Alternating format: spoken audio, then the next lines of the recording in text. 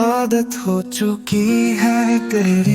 घबराहट की वजह से ख्याति की सांस अटक गई और उसकी पलकें तितली के पंखों की तरह फड़फड़ाने लगी। उसने पैनिक होकर नाव में अपना सिर हिलाया और धीरे से बोली, नहीं प्लीज। सर्वोज के होठों पर सरकास्टिक सी स्माइल आ गई, जिससे ख्याति और भी ज्यादा डरने लगी। सर्वोज ने अपने हाथ से ख्याति के गाल को थपथपाया और उसके ऊपर झुक गया। वाइन की तेज स्मेल ख्याति की नाक में घुस गई। सर्वोज ने उसकी आंखों में देखते हुए कहा, तो फिर तुम्हें याद होना चाहिए कि मैं तुम्हारा कौन हूँ। सर्वोज की बात सुनकर ख्याति की हालत एग्जाम हॉल में बैठे ऐसे स्टूडेंट की तरह हो गई थी जिससे आउट ऑफ सिलेबस क्वेश्चन पूछ लिया गया हो। तुरंत ही ख्याति की पलकें खुद ब खुद शर्म से झुक गईं, उसके गाल लाल हो गए और उसके कानों से हीट निकलने लगी। उसकी ऐसी हालत देखकर सर्वोज की भी पूरी बॉडी तपने लगी थी और उसका दिल भी जोर जोर से धड़क रहा था। उसकी नजरें कंटिन्यू ख्याति के फेस पर जमी हुई थी। सर्वोज के इमोशन आउट ऑफ कंट्रोल हो रहे थे।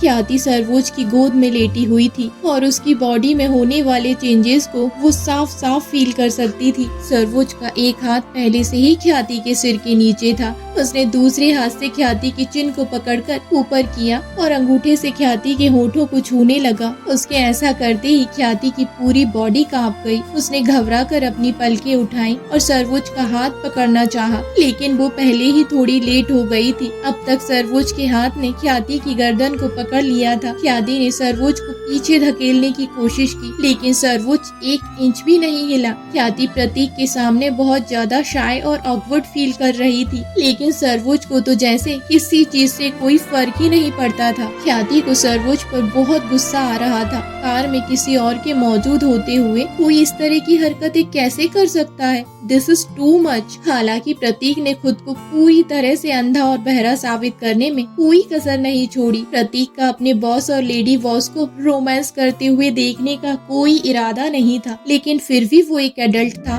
और उसे सब समझ में आ रहा था कि पीछे क्या हो रहा है। ख्याति सर्वोज की नजरों को डीप होते हुए देख रही थी। उसने थोड़ी ड्रिंक भी कर रखी थी। नशा बहुत ज्यादा नहीं था, लेकिन इमोशनल ब्लास्ट करने के लिए काफी था। उसकी नजरें ऐसी थी जैसे कोई शिकारी अपने शिकार को देखता हो। ख्याति ने कांपती आवाज में कहा, मिस्टर कपूर, ये कार है और यहाँ कोई और भी है, हम दोनों अकेले नहीं हैं। प्रतीक जो कार ड्राइव कर रहा था, ख्याति की बात सुनकर उसका हाथ स्टीयरिंग व्हील पर कांप गया। उसने फौरन एक स्विच दबाया और कार का डिवाइडर तुरंत बंद हो गया। डिवाइडर ने कार की ड्राइविंग सीट और बैक सीट वाले पार्ट को अलग अलग कर दिया था। कार की बैक सीट एक सिक्योर बॉक्स में कन्वर्ट हो गई। ख्याति ये साफ साफ फील कर सकती थी कि डिवाइडर पैनल के बंद होते ही सर्वोज पहले से भी ज्यादा बेफिक्र हो गया था और ख्याति के सॉफ्ट से होठों को चूमने के लिए बढ़ गया। सर्वोज की गर्म सांसें ख्याति के फेस से टकराने लगी। ख्याति की धड़कनें रोलर कोस्टर की तरह चल रही थी। उसने कसकर अपनी आंखें बंद कर ली और अपनी सांस रोक ली। अगले ही पल सर्वोज ने अपने होठ ख्याति के नर्म होठों पर रख दिए। वाइन का हल्का टेस्ट ख्याति के मुंह में घुल गया। उसके होठों पर सर्वोज के होठों ने कब्जा जमा लिया था। ख्याति का माइंड ब्लैंक हो गया। वो कुछ सेकंड तो झटपटाई, लेकिन जल्दी ही सर्वोज उस पर पूरी तरह से हावी हो गया। ख्याति के करीब होने से सर्वोज के भीतर इमोशन का जो वोल्केनो ब्लास्ट हो रहा था। सर्वोज अपनी उसी आग को बुझा लेना चाहता था। वो ख्याति के साथ इंटीमेट मोमेंट शेयर करना चाहता था। उसने अपनी लाइफ में कभी भी कंट्रोल नहीं खोया था, लेकिन वो ख्याति के करीब होते ही बहकने लगता था और इस वक्त भी वो ख्याति को बेतहाशा चूम रहा था। ख्याति के चेरी जैसे लाल होठों का सर्वोज कब इतना दीवाना बन गया था, उसे खुद भी पता नहीं चला। ख्याति घबराने के अलावा कुछ नहीं कर सकती थी। उसकी हिलने की भी हिम्मत नहीं हो रही थी। आखिर वो दोनों ही एडल्ट थे, कब तक ही एक दूसरे के करीब होने को बर्दाश्त कर सकते थे।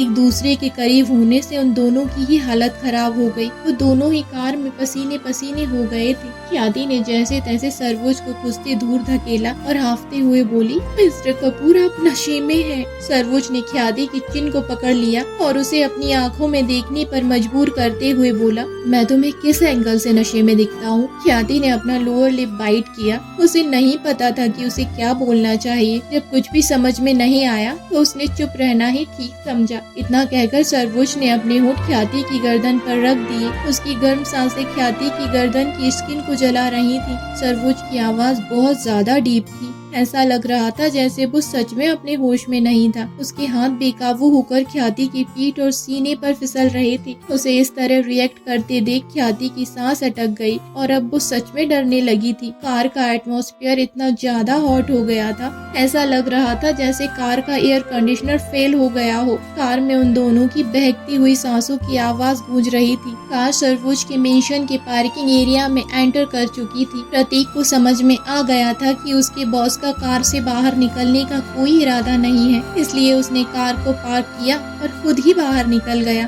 ख्याति की मर्जी को पूरी तरह से इग्नोर करते हुए सरवुज बहुत देर तक उसे किस करता रहा, प्यार करता रहा और उसके हाथ बेकाबू होकर ख्याति की पूरी बॉडी पर मूव करते रहे। वो ख्याति की सॉफ्ट सी बॉडी को जोर जोर से प्रेस कर रहा था। ख्याति हांफने के अलावा कुछ नहीं कर सकती थी। जब सरवुज ने जी भर कर ख्याति को चूम लिया तो फिर उसने ख्याति को अपने सीने से लगाकर जोर से कस लिया। कुछ मिनट तक वो ख्याति को इसी तरह से हक करके जोर जोर से हांफता रहा। उन दोनों के ही दिल बेतहाशा धड़क रहे थे और दोनों ही एक दूसरे की धड़कनों को फील कर सकते थे। सरवुज ने फिर से ख्याति के कान पर अपने होंठ रखकर बहकती आवाज में पूछा, क्या तुम्हें अब भी लगता है कि मैं तुम्हारा कजिन हूँ?